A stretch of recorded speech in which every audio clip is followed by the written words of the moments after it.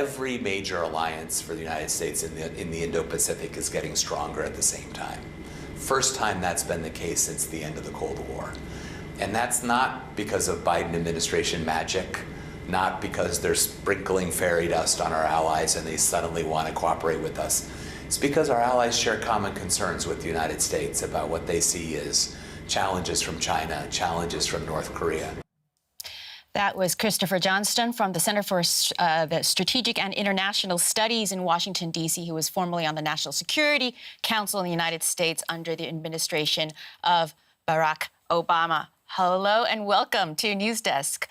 This is a weekly opportunity for us to gather and dive deeply into one subject, and hopefully together with your input and questions and comments, come away with a better understanding of the topic. My name is Melissa Chan. Yes, and I'm Alex Forrest-Whiting, and I'll be paying special attention to your comments, to your questions that you're putting into the chat, trying to bring them into our conversation, and also putting them to our very special guests who we'll introduce you to a little bit later. And hello to everyone who's joined us. Thank you very much, particularly to Tell It Like It Is, who's already, I think, given us about 4 comments. So thank you very much, and do keep them coming. We'll come back to those in a few moments. So, yeah, I mean, this week you heard the soundbite. The Americans are strengthening alliances in the Indo-Pacific, and they say it's because of concerns over China. But certainly from Beijing's point of view, it doesn't look that way, and it doesn't look justified. So that is our question over the next hour or so. Is China being encircled by its Indo-Pacific neighbors? Yes, and to that question, Jeremy Gibbs 7342 has already posted and said, I think it is a reasonable question, but we already have our answer with the war in Ukraine. Less military or reducing military while a hostile nation is ramping up its own military does not lead to less war, but to more war. And also, we have another point from someone called Huang Herman 5207. How is it possible to keep China down by enhancing alliance deterrence? Is China just supposed to remain quiet when its enemies come to its doorsteps to threaten its safety? So thank you very much for those, and to everybody else who is popping comments into the chat and also questions. I will be looking at them and also talking about them, putting them to our guests. Let me just introduce you to the rest of this table, because it's not just me and Melissa. To my right, we have DW Asia analyst Clifford Coonan, who was also a correspondent working in China. So thank you very much for joining us. We'll be talking to you and you'll be shedding all your huge amounts of information, so thank you.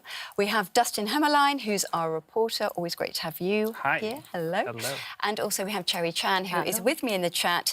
She will be putting some of the links into the chat, flagging up some of the questions and some of the themes as well. So thank you very much for being here as well. And also one person who we don't see but who is integral to this whole stream is our guy in our sort of, what do we call it, control room. That's Wade Adams. So he will be speaking to us every now and again on our ear. You won't hear him, but we will, and we will do what he tells us. So absolutely, and Wade also working with the rest of the fabulous tech team in the control room.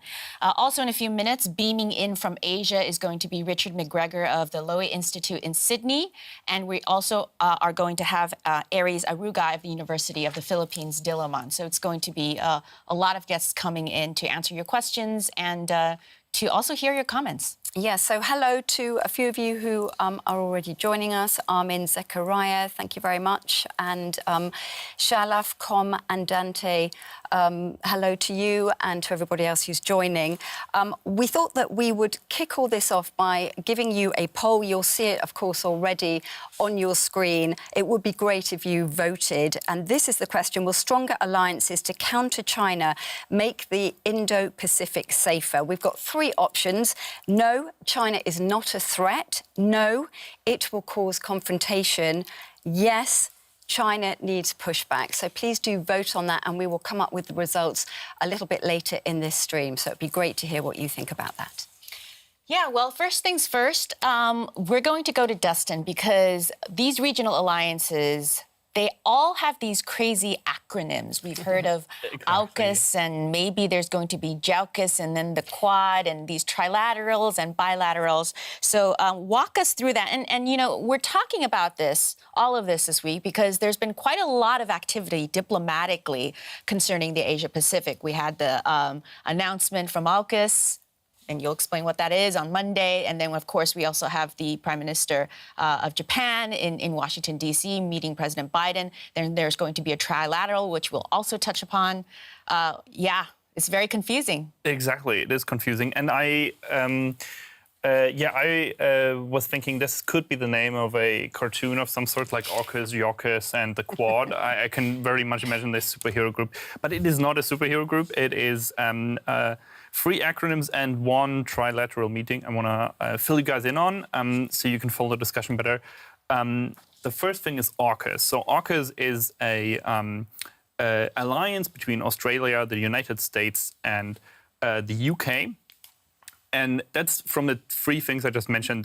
That's probably the strongest, or at least like most interconnected alliance between the members of the actual alliance. And what's happening there is, like, they always say it has 2 pillars. One is submarines. You will hear a lot about submarines later in the show. It's about Australia getting better submarines with like nuclear powered drives that can go further and are more capable than the old Australian submarines.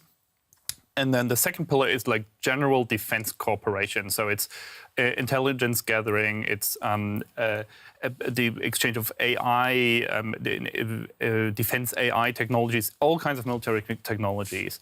And that's where Japan comes in, because Japan might be part of this second pillar. So Japan is not going to be part of the submarine situation, but that's why the AUKUS might now at some point turn into JAUKUS, Yeah, and Richard will explain that a little bit. Japan in the beginning. Interesting. So the acronym itself is JAUKUS would be J for Japan. Then it's I don't want to get this wrong. A for Australia, UK, and US. So AUKUS, and with the J, it's JAUKUS. Not the most elegant. I was going to say, not to be confused with AUKUS.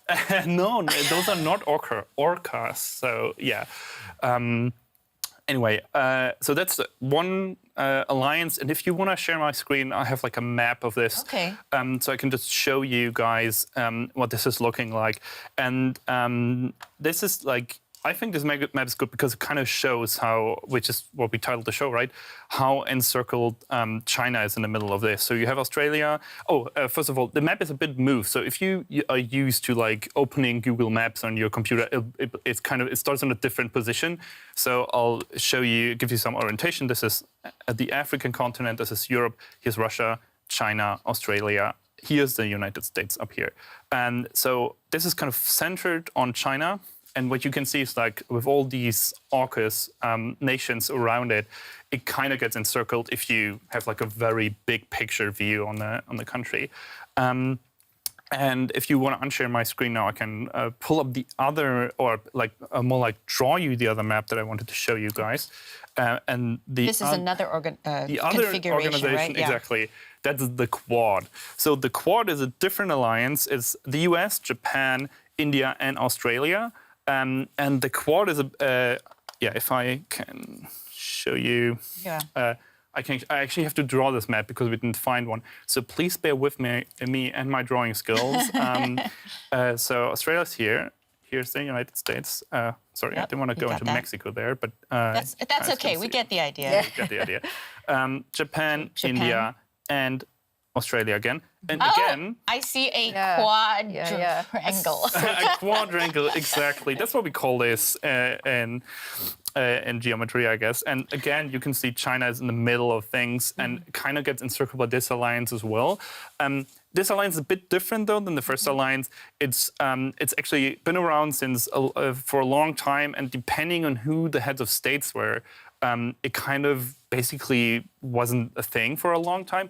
But then in 2017, because all these nations have united interests against China, it's it kind of became a cooperation again. And There've been military drills and like with these nations together, so Australia, United States, Japan, and India together to get ready, to get their militaries ready for a potential conflict. And then on Thursday, yes, there's going to be a meeting between Japan, or amongst Japan, the Philippines, and the United States, right? That's going to be in D.C. With President Biden hosting. So that's the Trilateral. Exactly. That's the last group of states we want to talk about, the Trilateral. It's interesting because they are really united also by their common interest to mitigate Chinese power, especially in an area called the South China Sea, which I can also show you on the map if you want to share my screen again.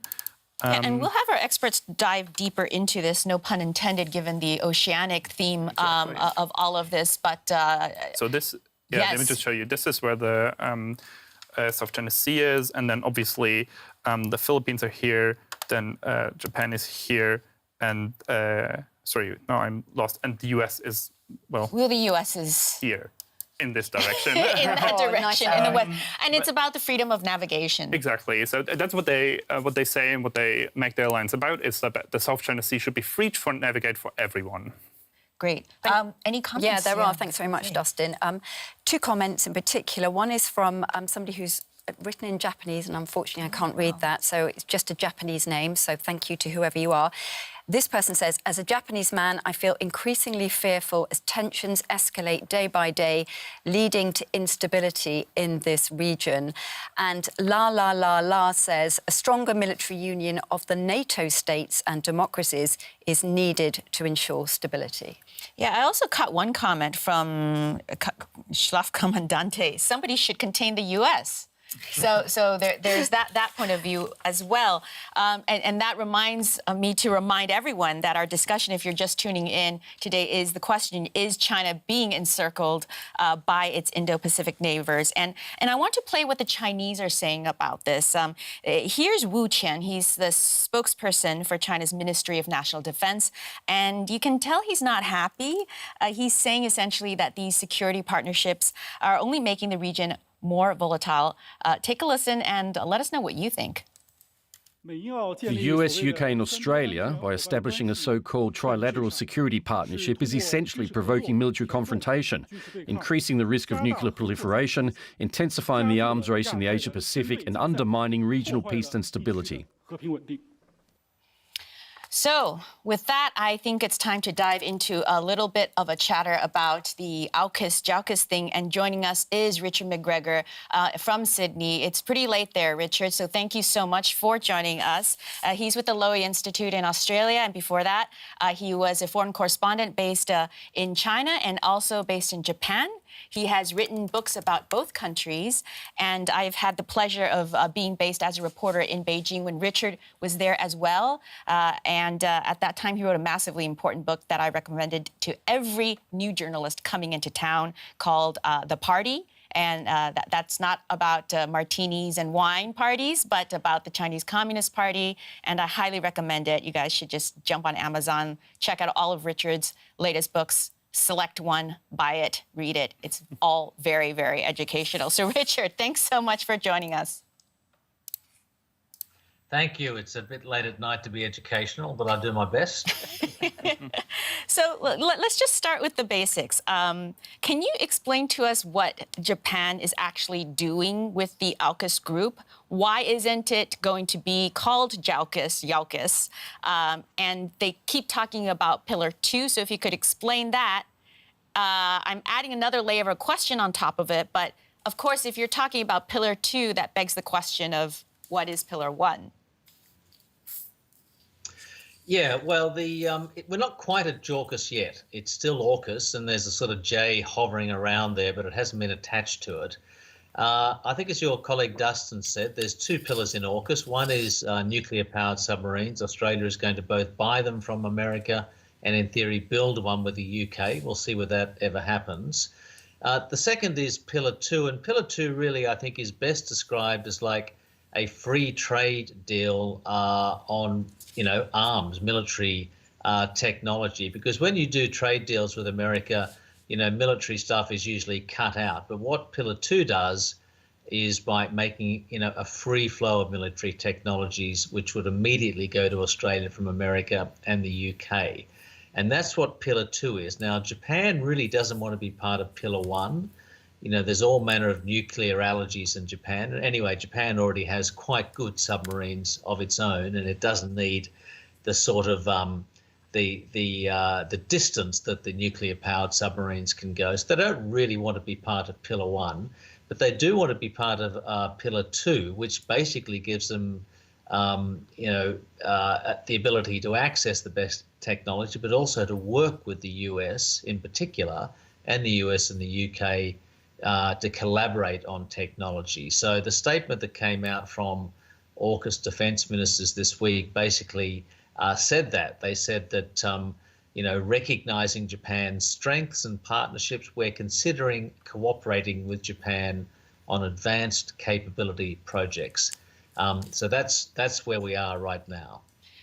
Richard, I'm going to ask you another question, but while you're doing that, let's throw some visuals of these submarines. These are not the nuclear-powered submarines, but these are the Virginia-class submarines from the United States that's going to be part of the AUKUS deal. Just to give you an idea of just how large these things are.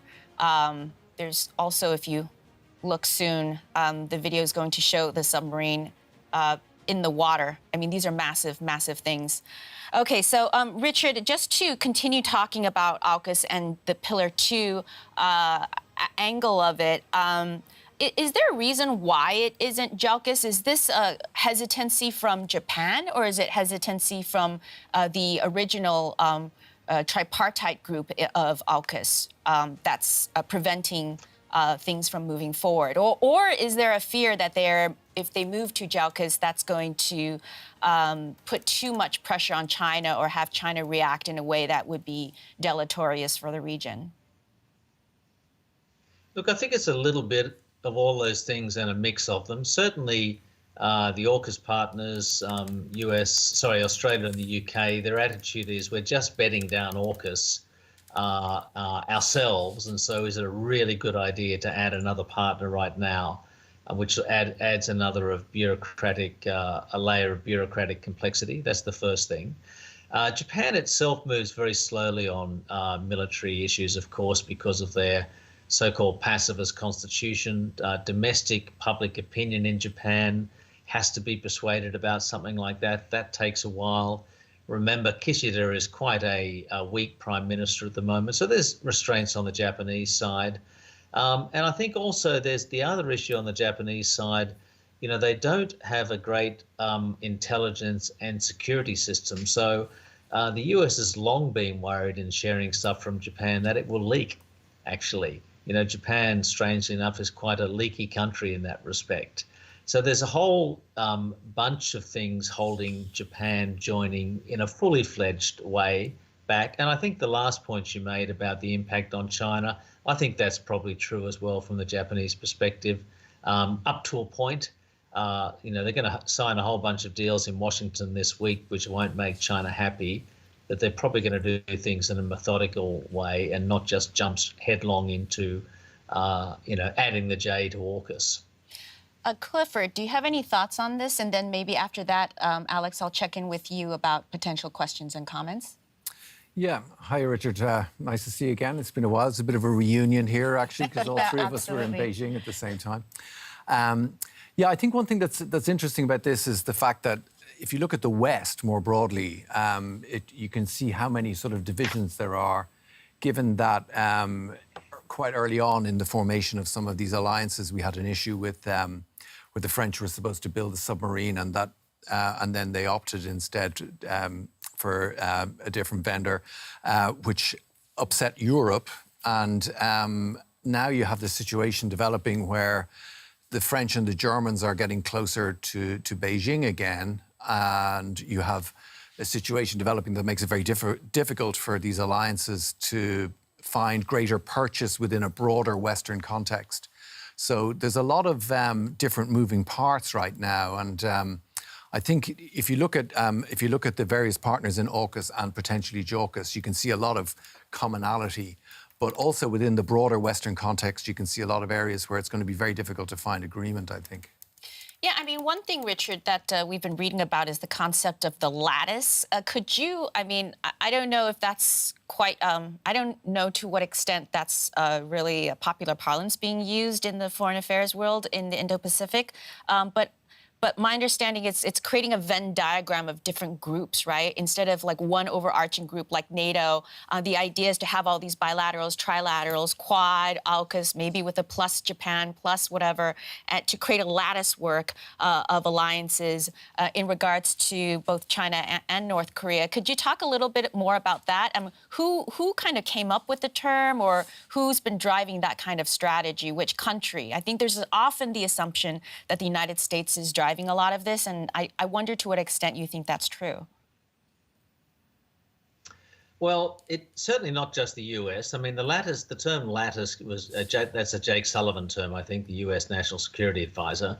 But let me give you a few other images to confuse you even more. I think in the old days, in the Asia Pacific or Indo-Pacific, the people used to describe US alliances as like a hub and spokes. In other words, US at the center and its alliances going out in various lines. And in fact, the US had kind of, better relations, with Japan and with South Korea than South Korea and Japan have with each other. And the same goes for the US and Singapore and the US and Australia. So I think in the past 10 years, that's changed because of all the countries in the region, one way or another, see China as a destabilizing or potentially destabilizing force. And so they've started talking to each other. So instead of the hub and spoke as we used to have, we've now got kind of, different, whole bunch of spaghetti junction of networks. So it's Japan, India, Japan, Vietnam, Japan, Australia, Australia, Vietnam, Australia, India. And that's the lattice. I mean, the US obviously is the indispensable part of that. None of those countries of themselves or even together is big enough to manage China. But they're all talking to each other, cooperating in different ways, which they had never done previously. And that's why you have all the different trilats and quads and, all making up this lattice. So it's just, much more interconnected security ties between a bunch of countries, not just bilateral alliances with the United States. Richard, if I can just jump in here. Given what you were just saying about how things have moved on from the US, Alexandru Vodă does actually point out, particularly what you were talking about just before, Japan, South Korea, Philippines, Malaysia, India, all of them capable, do not like working with each other, but they are willing to work together with the US as a mediator between them. So are you saying that that is actually now changing? Yeah, I mean, certainly South Korea, Japan have kind of needed the US to give them a bit of a nudge in a way. I think that Japan and the Philippines can work quite well together without America, but America appreciates that. The same goes for Australia and the Philippines. I guess one of the interesting issues here is, though, how durable is it all? Clifford was talking earlier about the sort of waxing and waning of the positions of France and Germany with China. But one of the really interesting things, I think, in the developments we see now, both South Korea and the Philippines have new presidents, relatively new. They only have, both of them, Mr. Marcos in the Philippines, Mr. Yoon in South Korea, have been very public about pushing back against China. But both of them are term limited. Both of them have a single 5-year term. It's one reason why the US is moving so fast now, because in the next elections in South Korea and the Philippines, you could have presidents who are much more amenable to China and much less amenable to Japan and the United States. And that's one reason why you see this flurry of activity right now, because the leaderships in those countries are very open to it.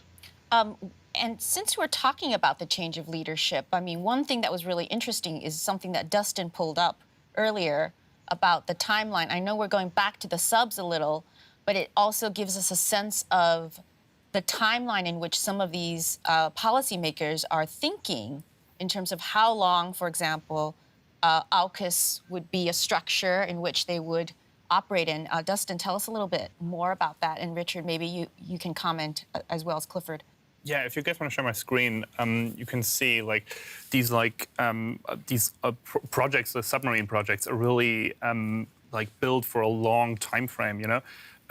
Yeah, this is like a graph that kind of shows it, right? So this is you can see here increased port visits. Then there we go. Sorry, this is 2025, 2030, 2035, 2040, and it will take a while until 2040 until you even have the first submarine of that kind of that came out of this alliance that will hit the water. So if it's even on time. If it's even on time, exactly. So that's the time frames people think in is really the plans go far into the future.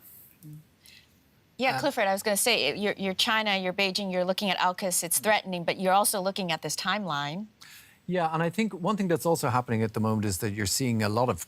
China's getting very good at sowing division between partnerships, at getting into each of these different groupings. You also have it with the trade groupings, largely because of its economic muscle, but it's also playing a nationalistic role occasionally. It's talking about Pan-Asianism. It's using all these different... It's basically using any argument that it can find to sow division between these potential alliances. With Australia, for example, there was a lot of pressure. There was trade pressure put on Australia to change its view, and now we have a rapprochement with Australia. Richard knows a lot more about that. And so you're seeing all these different areas where with the Philippines, we've seen back and forth on the Philippines and Philippines' relations with China. Again, all related to term limits because as different leaders come in, they've got different views. India is always question marks over which direction India is going to go. I mean, it's part of one grouping, but it's not in another. Sometimes it's close to China, sometimes it's not. It's always pushing its own interests, which I suppose every country is. But India, it's particularly obvious at times. So you have that going on at the same time too, which I think makes things even more complex. Can I just put a couple of questions to Richard that have come directly from the chat, Richard? This is from Bban08. Does Japan, he's saying, does Japan's SDF actually see itself fighting a war involving China? Which SDF standing for self-defense forces? Yeah, sorry, yes, Japan's, yeah, exactly. Which, by the way, Richard, if you can explain a little bit about the premise of Japan's sort of military structure, it's technically pacifist still, or trying to change its constitution? Yeah. What's the status on that? Yeah, well, it's called the Self-Defense Forces because when the Americans basically wrote the Japanese post-war constitution, and the military, it was controversial to even allow Japan to have a military at that time, and to get over that hump, they basically said it was simply to defend the country and wouldn't be involved in any other type of military activity. Now, that's been gradually over many years refined, drawn back upon. But essentially, the core of that is still the same. Japan's military only fights for its own defense. And in fact, everything that it does has to be redefined to fit that sort of legal axiom. Do they see themselves fighting a war with China? I don't think so. They certainly wouldn't want to, and they certainly don't want to. But the Self-Defense Forces has changed quite a lot. It's taken some time, decades. It's much more naval-based these days. Japan is actually getting missiles which can hit China, which they never would have done before. They can say that's defensive. They're putting Japanese Marines on islands just near Taiwan. It used to be very army-heavy in the north of Japan because they were facing the Soviet Union. Well, they're moving them south these days. So do they want to? No. Might they have to? Possibly. And it's the big question is how. If Taiwan is invaded, I don't think that's about to happen. What would Japan do? Because that's a direct threat to Japan. But would the Japanese public support their military going to war? I think it depends on how it happens, actually. OK, and just picking up on that, Richard, another question from Tell It Like It Is. Do you think Japan will develop some of the most technically advanced military weapons now that they're on board with their military development? Well, it's hard to say. I mean, the scientific base of the US and China, I think, is much more advanced than Japan. I think Japan's strengths are technical rather than sort of being out the forefront of development. And I think Japan's strengths also are in actually building stuff. In some respects, the Japanese military industry has been underdeveloped because they've simply sort of serviced in a bureaucratic fashion the demands of the self-defense forces. But the idea now, I think, with JAUKUS, well, we're not allowed to call it that yet, AUKUS plus a small, a lowercase j, is to, unleash that expertise in Japan and build its defence industries up. But I think it will be in conjunction with the United States. Great. Well, now I want to just quickly talk about the Quad. Richard, could you just explain that configuration, how that group functions? Are there differences we should be aware of in relation to the one we've been talking about, which is the AUKUS plus the Pillar 2, Japan? How does the Quad configure, especially with the addition of India? Yeah, well, the Quad is not a security organisation. That's the first thing to remember. It's not about militaries. It's not, I mean, their military chiefs have met, but that's not the sort of animating purpose of it.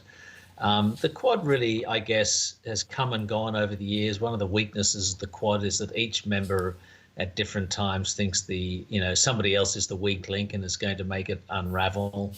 And the Quad has been hurt, of course, the Quad, India, Australia, Japan, the United States. The Quad has been a little bit diminished by Russia's invasion of Ukraine because of India's ties to Russia and India's sort of military links to Russia and India's reliance on Russia for oil.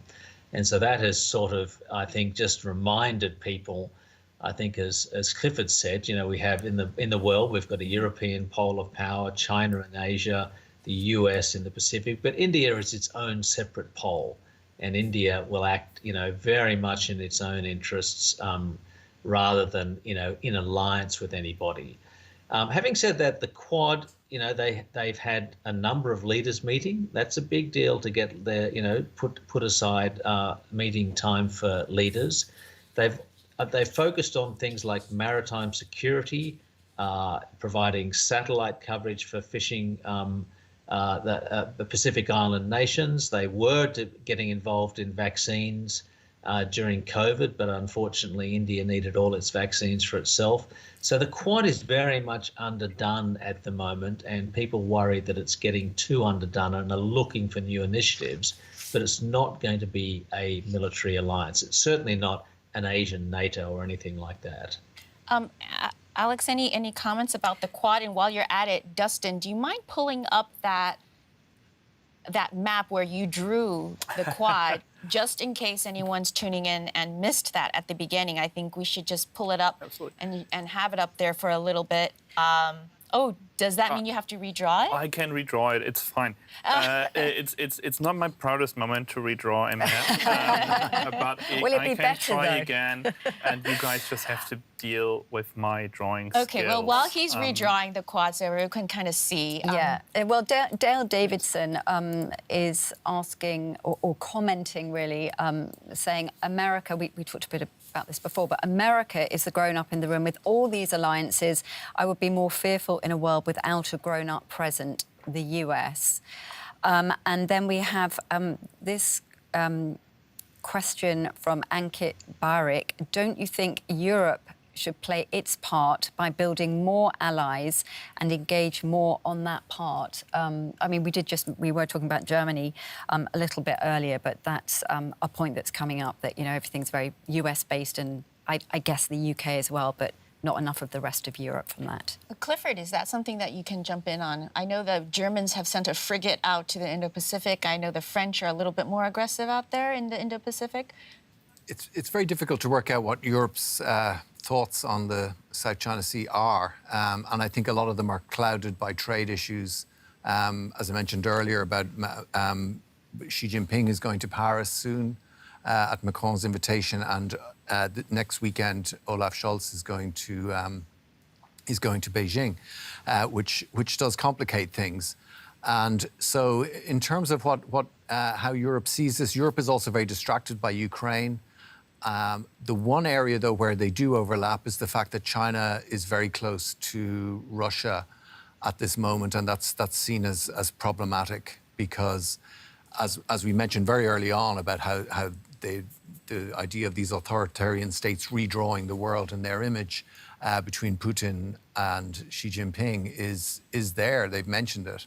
So Europe is, I think, possibly more focused on those immediate Russian and Chinese interests, but overall, how that will spill over into the South China Sea, it just shows how incredibly complex this is, because every time you see one alliance emerging from, say, Europe, where Europe starts acting tough on, say, electric vehicle imports or some other trade issue, for example, suddenly something else comes up, and it's just getting incredibly different. And there's a China angle to almost everything. To everything, and China is very keen to exploit these differences, to exploit this lattice, to exploit the gaps in the lattice. Thank you so much, Clifford. Richard, it's really late there, so I think it's time to let you go and have a nightcap, dream of submarines, nice dreams of submarines dancing in your head. Any final thoughts before we bid you adieu? I know that there's the Trilateral, which is the meeting between Japan, the U.S., and the Philippines, happening in the next 24 hours. I don't know if you want to comment on that, but you're free to comment on anything before we let you get going. I'll just make 2 points very quickly, just going off the back of what Clifford said. The connections between Asia and Europe, there's a very obvious one that's often overlooked. North Korea, I think, is about the biggest supplier of ammunition to Russia, and South Korea is about the biggest supplier of, armed, well, after the United States, the biggest supplier to Ukraine and Poland. So the Koreas are really punching above their weight there, particularly South Korea with its new arms industry. And secondly, just to remind people, there's a lot of the US and its allies are rubbing up against China in a lot of dangerous ways these days. There's around Taiwan all the time, around the Senkaku or Diaoyutai Islands, managed by Japan, which China claims, patrols around there, off the Philippines, which we see a lot these days. You've got Chinese Coast Guard, which comes under the command of the military, the PLA, of Malaysia, Vietnam, Indonesia. And also, of course, China is conducting exercises with Russia north of Japan. So there's a lot of room for accidents and trouble. And sooner or later, something is going to happen. Well, on that sober note, Richard, thank you so much for joining us. Have a good night in Sydney, and we're very grateful that you've joined and answered some of the questions from the chat for us. Until next time. Thank you very much. Well, I think this is a good time, before we go any further, to check in with Cherry and what you've been seeing in the chat.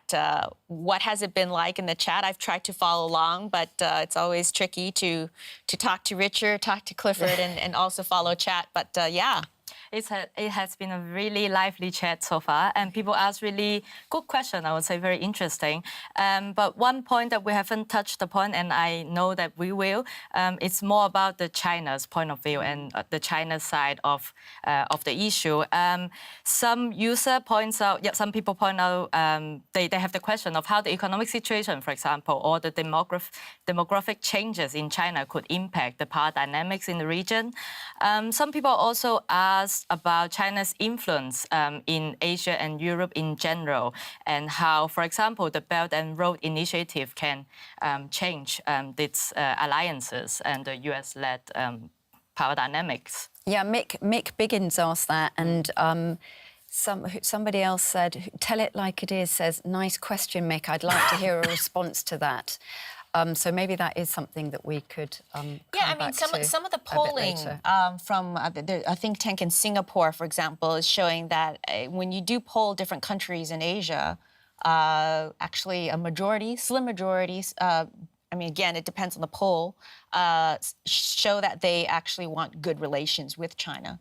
So this is the premise of our question, right? Is China being encircled by its Indo-Pacific neighbors? We are trying to also show the Chinese point of view, sort of look at it. I mean, there's a tendency, I think, in English language press to talk about this issue as China the aggressor. And there's certainly a lot of validity to that. We see what China is doing with the Philippines in its exclusive economic zone. That's very aggressive. We've seen what's done on the border with India. We've seen what's done in Bhutan. We've seen what it's been doing in Taiwan. And yet there are a lot of people with trade, Clifford, as you say, doing so much trade with China, seeing the benefits of having a good relationship with China. Dustin, do you have any thoughts to any of the comments and stuff from chat? I mean, what's your feeling so far? Oh, I just like that chat is so lively. I have to say, I love seeing you guys. He's focusing on drawing lines. Yeah. And then how also, yeah, that's the straight other can you thing. make them? I'm hoping I don't have to be embarrassed about that. My drawing skills are not up to par, I guess. But there are quite a few questions, as Cherry said, about China and China's military build-up, as well as Belt and Roads and things, so maybe we can come on to that.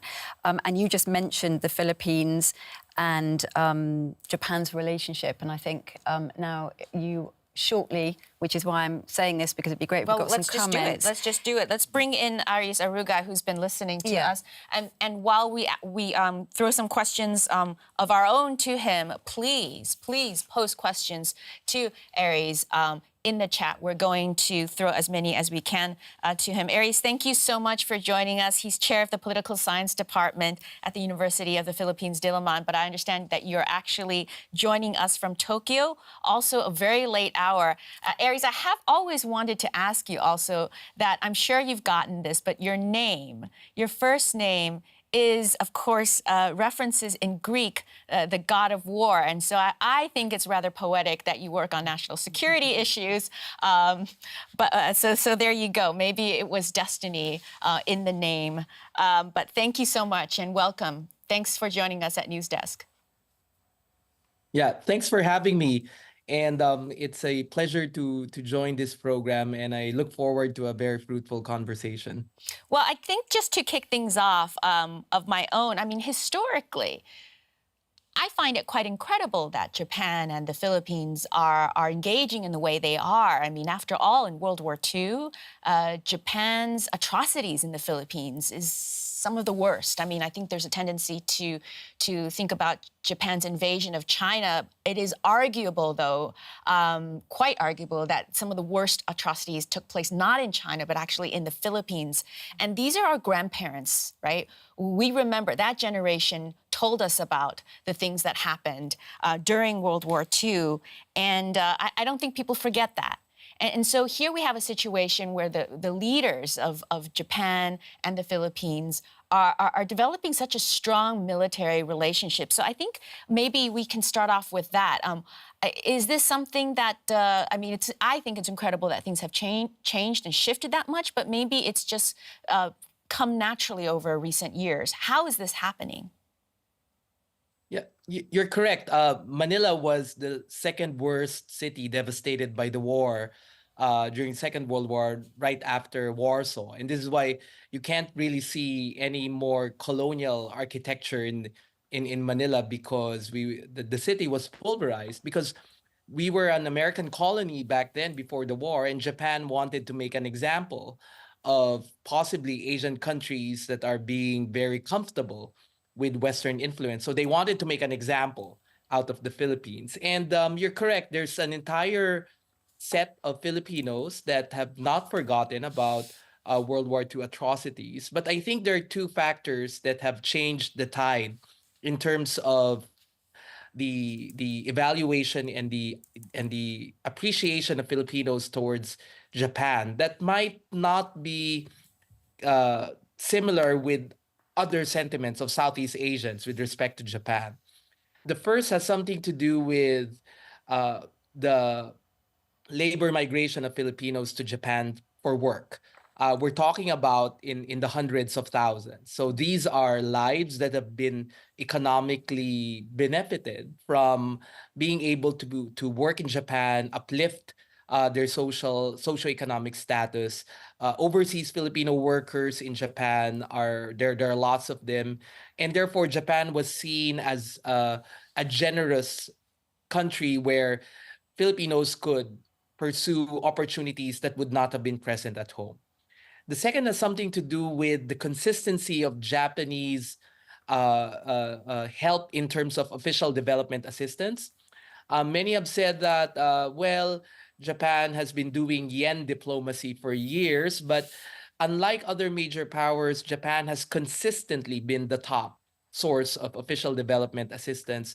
If you talk about some major infrastructure, for example, it's still Japanese made in the Philippines. So therefore, these two things, Japan's softer side of being able to change the way Filipinos view Japan are, I think, contributory factors. And therefore, it was not difficult for Japan to test the waters with the Philippines. The first time the Japanese self-defense forces deployed a massive Japanese warship was after Typhoon Haiyan in 2012.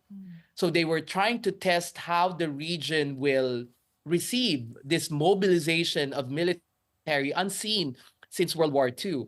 And when you go to the Ministry of Defense in Tokyo, where I was a visiting fellow for quite some time, they show videos of this deployment. So it means that for the Japanese, they have somehow turned the tide as far as Filipinos concerned. Public opinion polling puts Japan as the second most trusted external power, only second to the US, compared to China that, despite everything, has consistently been the least trusted country as far as the Philippines is concerned. And of course, the issue with China is, I don't want to go down a very complicated rabbit hole, but just very briefly, if you could explain to people just what's happening in the South China Seas, for example, with the Second Thomas Shoal and all of that, for viewers who may not be familiar. And while you're doing that, Aries, let's have Dustin. I'm about to say something. Yeah, I have some pictures actually from the Spratly Islands where you can see that. So let me just, if you guys want to share my screen, I'll just show you something. And yeah, Aries, feel free to like jump in at any point. But you can see here, this is the kind of stuff that's been happening in the South China Sea. So this is an island in 2006, and if we go over these pictures over time, you can see how it's been built out into like a full-on military situation. These are Chinese constructions. They just like exactly. That's the Chinese going to an island that they claim, but also Vietnam and the Philippines also claim, and then just basically producing already a factual situation in which they have a military base here with like everything that makes it like a long airstrip. And I think this is a good example because if I go back to the beginning, you can really see this airstrip, right? Like that's basically being built on nothing. On this island, there was no like part like where the airstrip was. There's all just sand that have actually physically moved there to build the islands like this, and that's kind of what the whole thing is about, right? Like the Chinese power coming into the South China Sea and being able to just basically produce facts that on territory that other nations are just able to claim but not like built on. Aries, could you add a little bit and explain a little bit further about the situation? And while you're talking, Dustin, let's keep that visual of these islands on for people to look at. Right. There's a long history of how China has gradually occupied these features in the South China Sea. And you could trace that all the way from what we call, which is a watershed in Philippine-China relations, the Mischief Reef incident in 1995. That was, but because before that, China was still implementing in the 90s a charm offensive. And this is why Philippine government, as well as other ASEAN countries, thought that China's rise, it was beginning to rise during that time, was benign, and that China could be socialized into into being a responsible and cordial regional power. And during the 1990s, this was at the height of the success of ASEAN as a regional grouping in being able to bring together all these major powers to talk to preserve stability and peace in the region.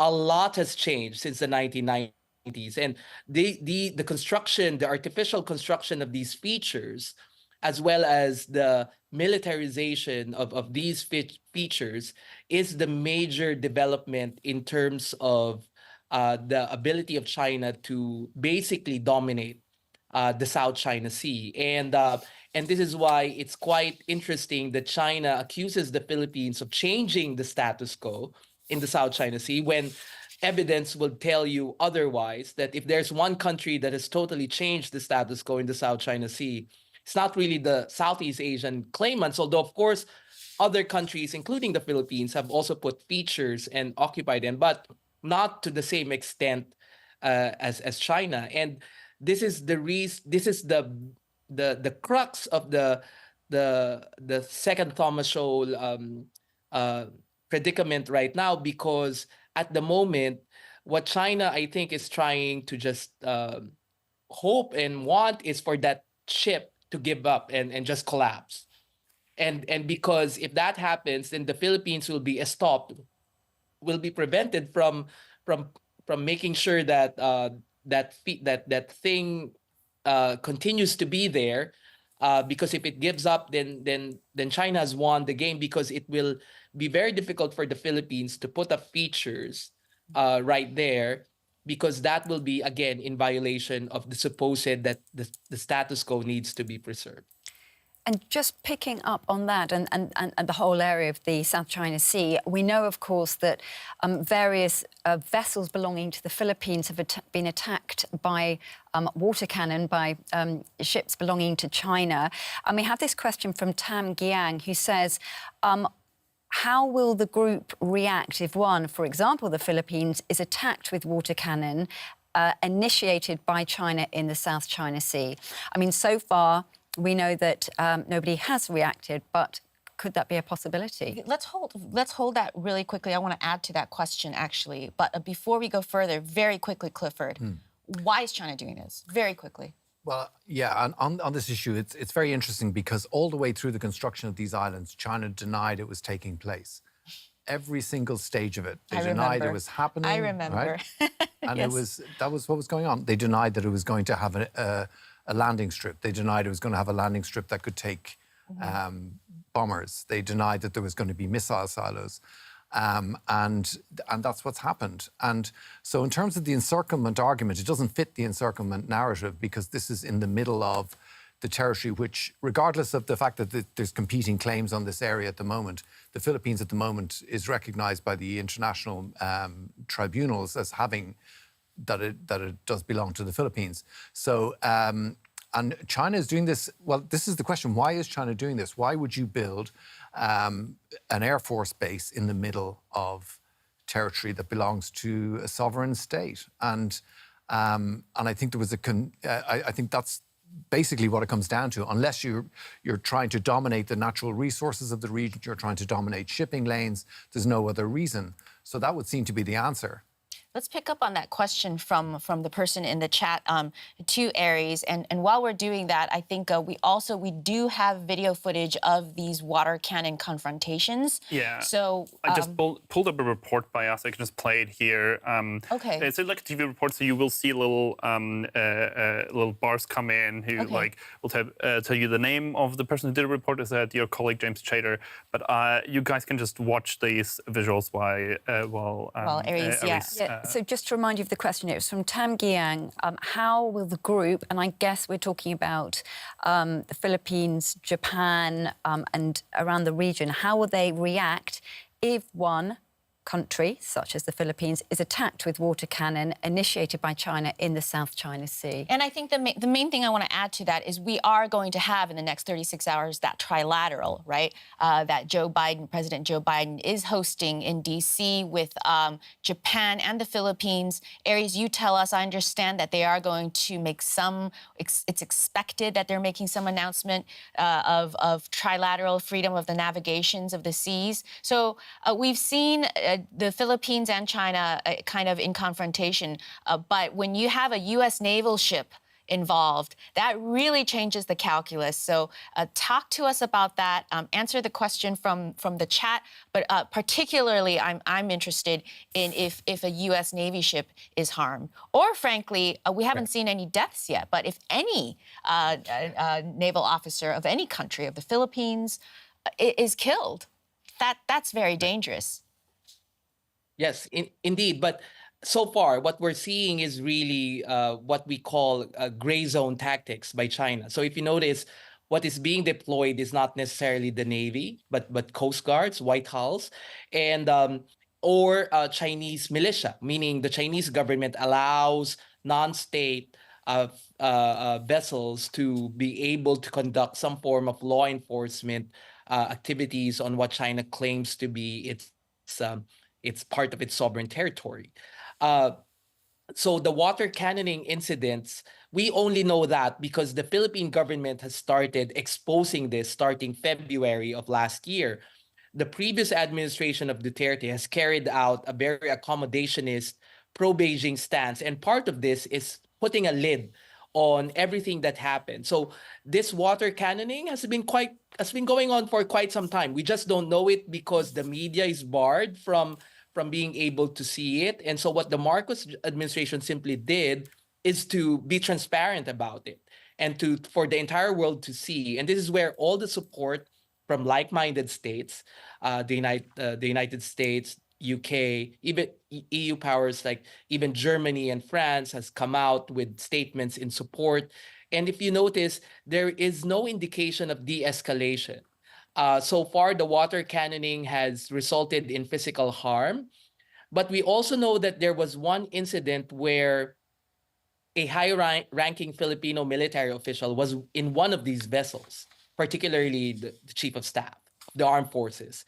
And can you imagine if there would be casualties, and the casualty is your top military official? China didn't know that chief of staff was in one of these boats. So I think China is really playing with fire with these because at the moment it's not winning in terms of gathering support or approval because the world gets to see, and it's clear despite China's attempt to gaslight these incidents as if it's the Philippines' fault. But I mean, the video speaks for itself in terms of who is confronting what. And who is doing the aggression on this part. Because the navies are not concerned, many have argued that this doesn't really activate the mutual defense treaty between the Philippines and the United States. So far, what countries like Japan and the Philippines and the United States and even Australia, because there was one joint maritime cooperative activity done, I think, early this week, if not last week. Yeah, we actually have footage of that. So why don't we roll that while we continue talking? Sure. So what we're seeing here is that these like-minded states are being able to somehow just show presence, show visibility in this, and invoke what we call freedom of navigation, which is something that, of course, China is trying to question. This is a Cold War norm, freedom of navigation, of which China argues that, hey, we were not in the negotiating table when this norm was being built. But that doesn't excuse China from not acknowledging what is considered to be a consensual norm in international affairs, which is freedom of navigation.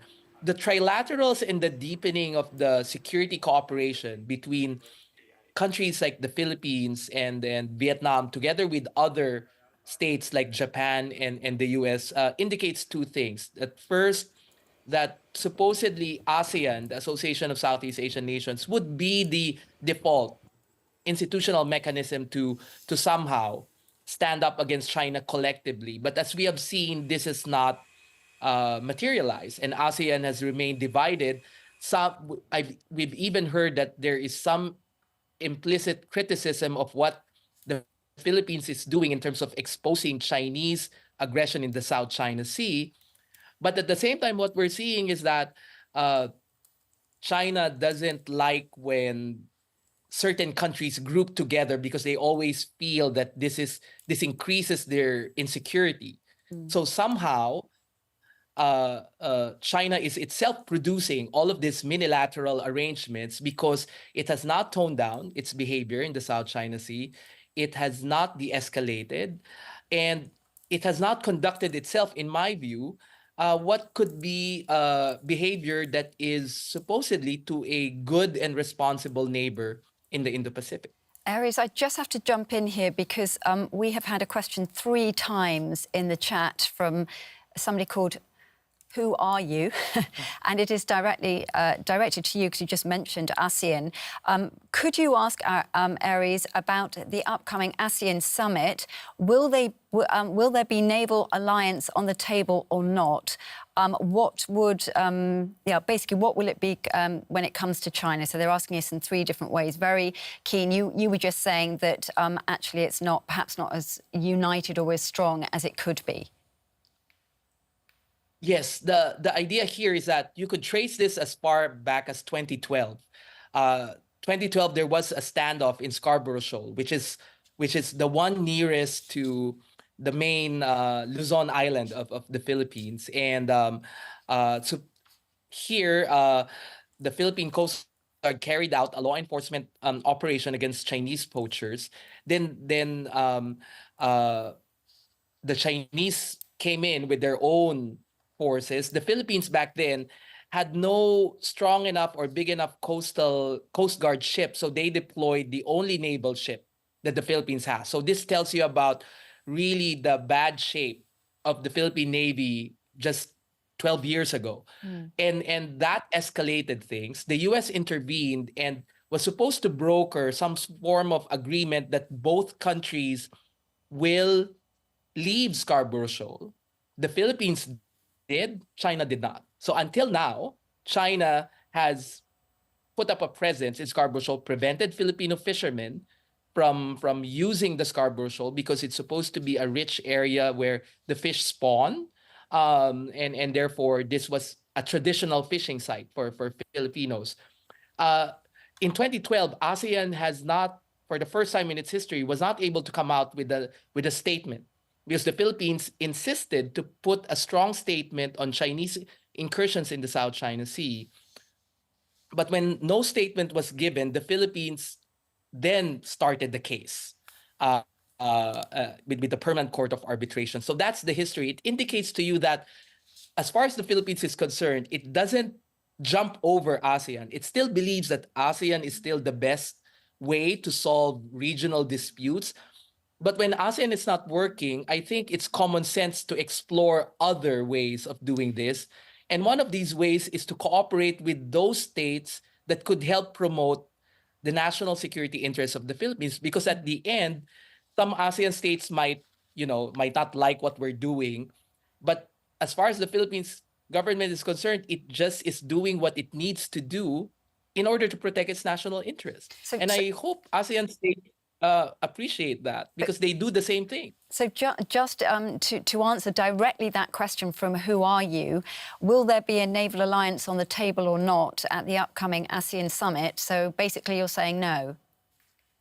Yes, because we don't even see the South China Sea incursions and the issue itself as it's a non-issue as far as official statements coming from ASEAN summit so far. It seems like some ASEAN member states don't want to amplify the incident. So for them, let's not just put that and put it on the table. So I doubt whether there's one thing, but I do think that in replacement of an ASEAN 10, there might be a coalition of willing states within ASEAN. For example, Philippines and Vietnam can come up. Even President Marcos has offered some form of a bilateral code of conduct with Vietnam as far as the South China Sea is concerned, given that it has taken more than 20 years for ASEAN to have a code of conduct in the South China Sea.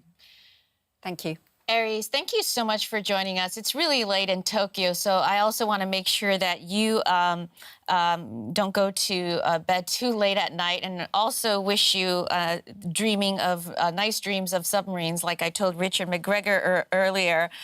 Thanks so much. Islands. Yes, Nice or islands. of nice islands, actually, instead of submarines, and free islands for you. Thank you again, and I think you guys already posted Aries' information and social media handles on there if you're interested in following his scholarship and studies. Thank you again for joining us. Thanks for having me, and have a good day. And if you're just joining us, the question that we've been trying to engage with is China being encircled by its Indo-Pacific neighbors? We just had a great chat with Aries Arugai, who's a specialist out of the Philippines, national security specialist. Earlier, we had Richard McGregor of the Lowy Institute from Australia talking about the Japanese perspective, China perspective. He was a correspondent in both countries. We have, of course, Clifford Coonan joining us, DW's very own. He was also formerly based in China. So I think this is a great opportunity now to, yes, go ahead. I just want to say, let me show you one thing that Aries was just talking about. Yeah. And this is the ship that the Philippines run on ground on the second Thomas Shoal. So I have this here as a This is the holdout ship Yeah. that is sort of holding the fort, literally. Exactly. So what happened is they did run this on ground on purpose on this atoll. And that the ship is just like, as you can see, in very bad condition. Yeah. And that's what a lot of these incidences between the Philippines and China are about. Usually, a lot of these ships that you see that were being sprayed by water cannons, these ships are trying to reach this ship to give the small crew that is holding out on this, like, Second Thomas Shoal is what it's called, the island where they, or like island, it's a shoal where they run it aground. To somehow try give them resources so they can stay there. So often that's what's happening, right? Like a small Filipino ship will try to reach this ship to give them resources, and then it will be sprayed by water cannons.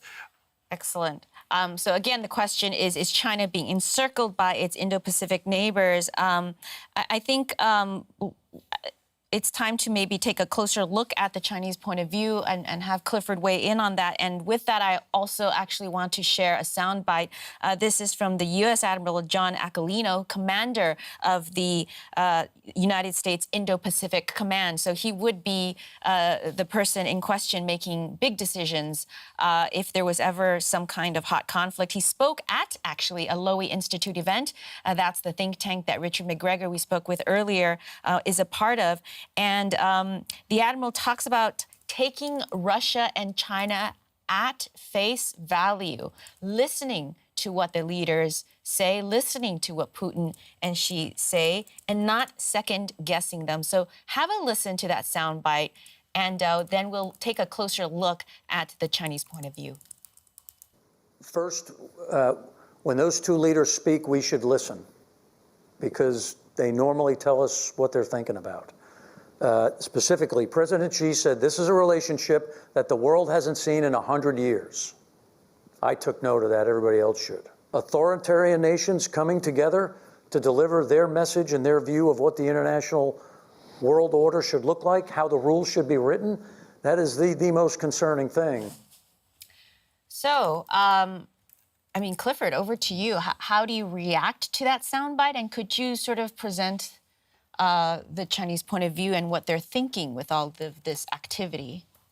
Well, the 100-year closeness, the closest lips and teeth, all these words about the closeness between allies really is definitely worth considering and what it means.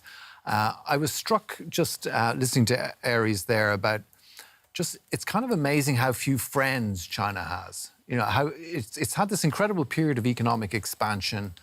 And instead of using that period and using the political influence that it's built with that and the diplomatic influence, instead of using that to have genuine allies in the region, it seems to have bad relations with pretty much all its neighbours, except for Russia. And Russia, it's obviously becoming ever closer to, but a lot of people might argue that Russia isn't exactly who you'd want as your best friend. And I think that really strikes me as to what is the way of thinking that's going on. It's almost like China thinks like a small country, even though it's now the second biggest economy and extremely powerful and the growing political power in the region. It still behaves like a small country when it comes to building alliances.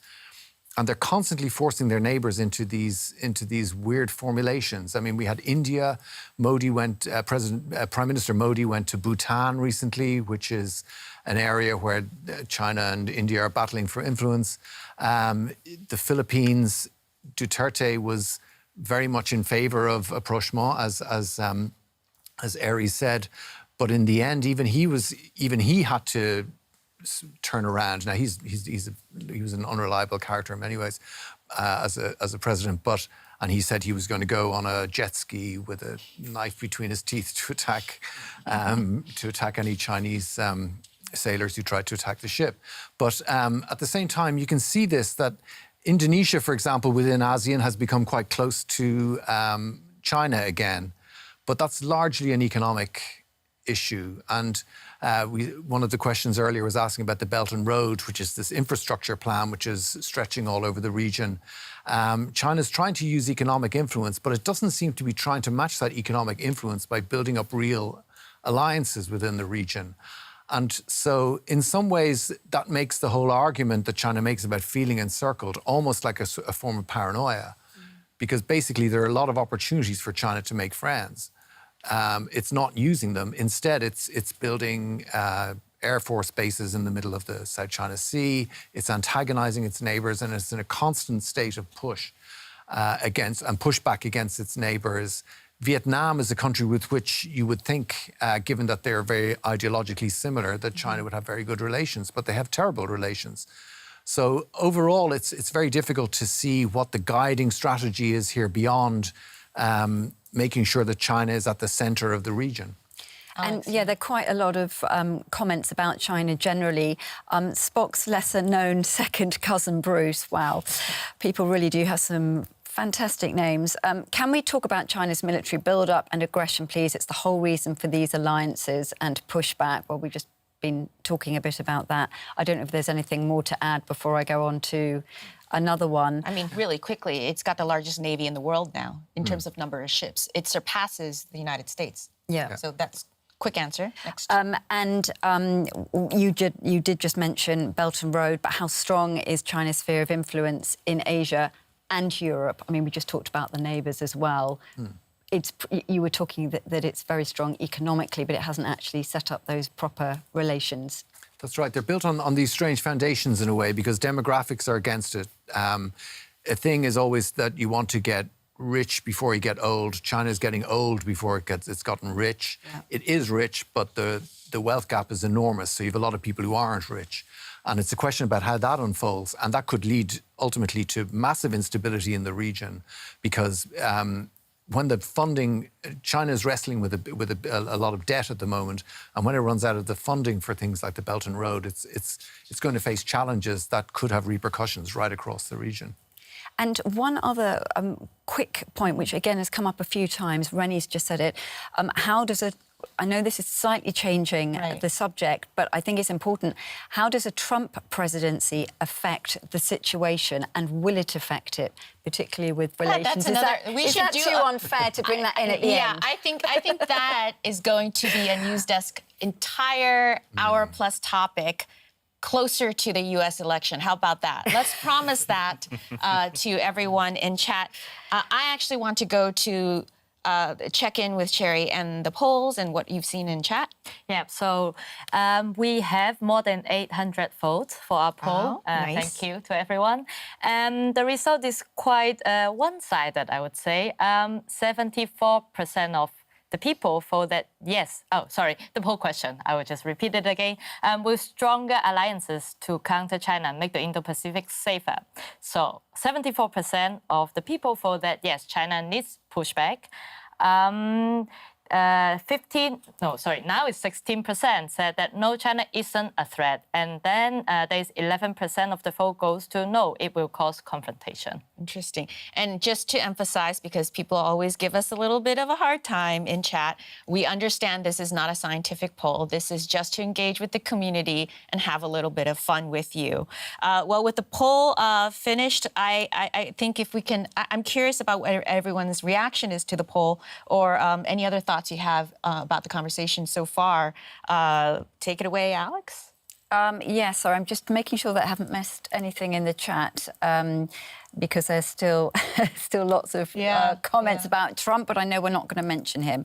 So I just think from my point of view, what's been very interesting is just how Japan over the last few years has changed. It was post-war pacifist, and suddenly building up all this move towards having more military power, and also having now these better relations with the US, but also with neighbours such as the Philippines. And I think that, for me, is a big standout, and just how things in that whole region are changing.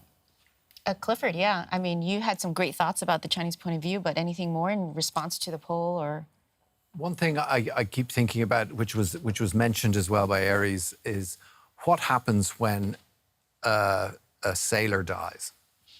That's going to be, we're often everyone's talking about the next confrontation. I mean, I think we're going to see a skirmish rather than an out-and-out massive confrontation. I think we're going to see, but it would obviously be very damaging and very destabilizing. But I think that's the big question that I always, when I look at these incredibly dangerous maneuvers that are happening there, and these massive banks of so-called fishing vessels, which are clearly not, they're militia vessels there. You just sort of think, you can't have that amount of that tonnage there without causing potential disaster. And you just wonder, how will it unfold after that? And I think it's a very scary proposition.